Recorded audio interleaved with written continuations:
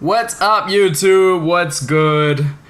I will be doing a quick review on the new Alesis V49. So let's get right into it. What we got on the back is a pretty simple keyboard. As you watch the back, there's actually not much going on except two inputs. One is the USB cable, which goes directly into your computer, and surprise surprise, it just works. You don't have to install nothing, just plug it in, boom, works.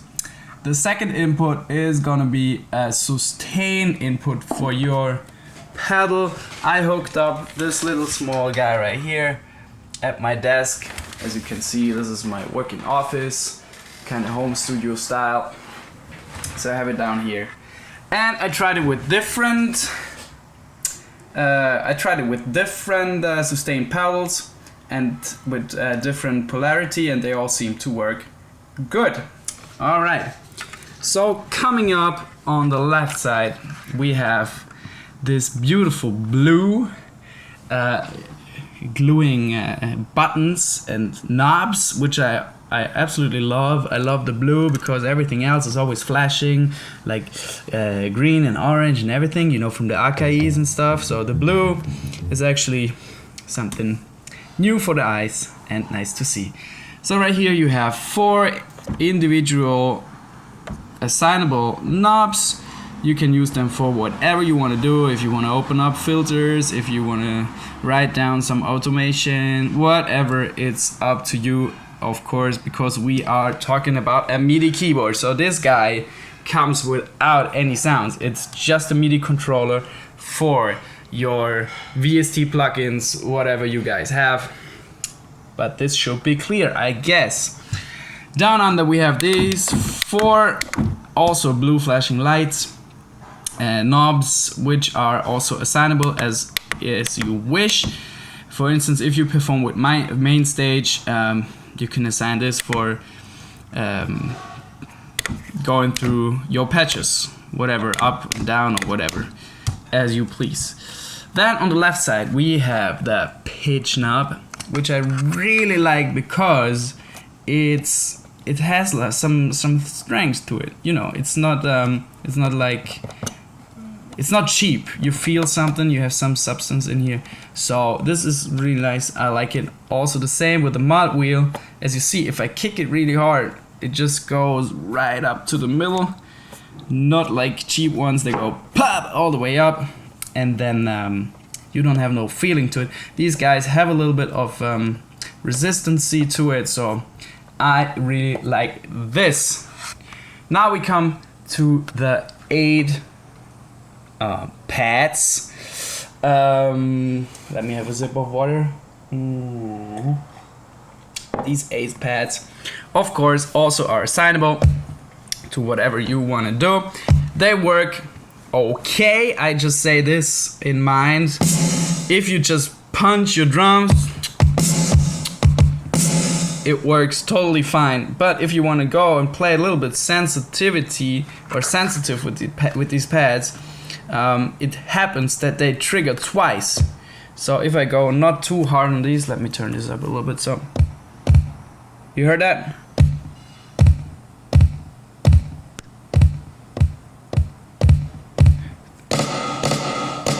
So they trigger twice, which is cool if you know how to use it, but basically it sucks.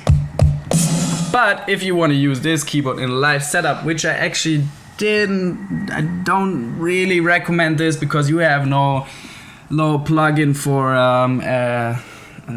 expression pedal, and there's some stuff missing which you probably, if you're a professional gig player, you know this. So and if you're not, this keyboard probably works for your live rig. But like I said, this is more for a home studio kind of keyboard.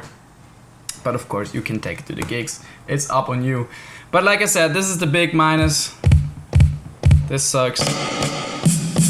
But if you punch it really hard, even then, see? Yeah, So this makes these guys a little bit useless, except you just firing some samples, some hip hop air horns, some shit like this. Then it's gonna be fine. But yeah, not the best, sadly. But I, anyways, play the beats with the keys, and now we're coming to the keys, and this is actually a great thing. Of course, we have 49 keys because it's called V49. Ah, makes sense. All right. The keys are actually sized like a real piano, and they semi-weighted. I call them semi-weighted, but they are really strong semi-weighted. So you really have to push against the keys to make them sound.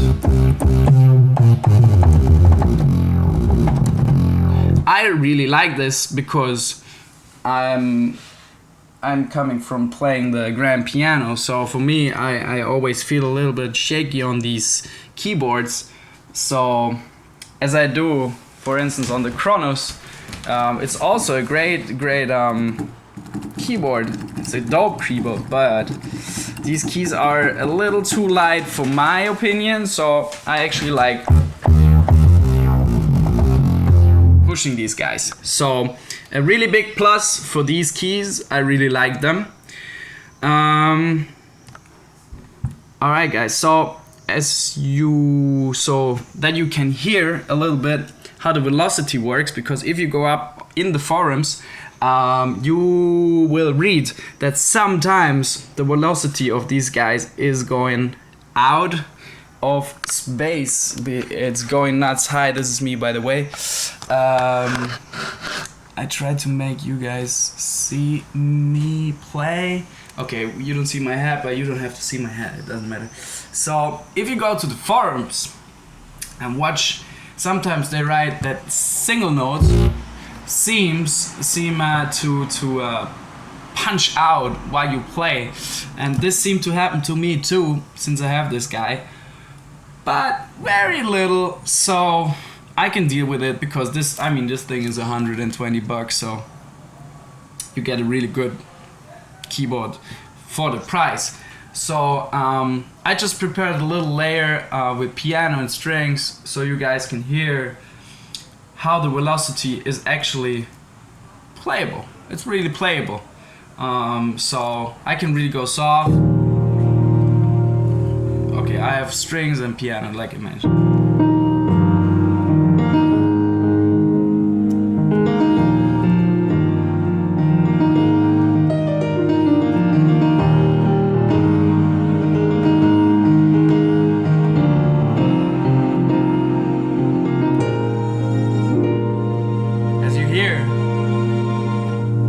Actually works pretty good, but sometimes, as you hear, some of the notes pop out louder than the other one.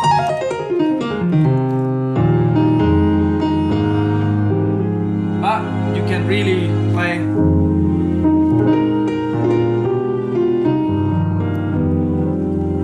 You can really play soft, and you go, of course.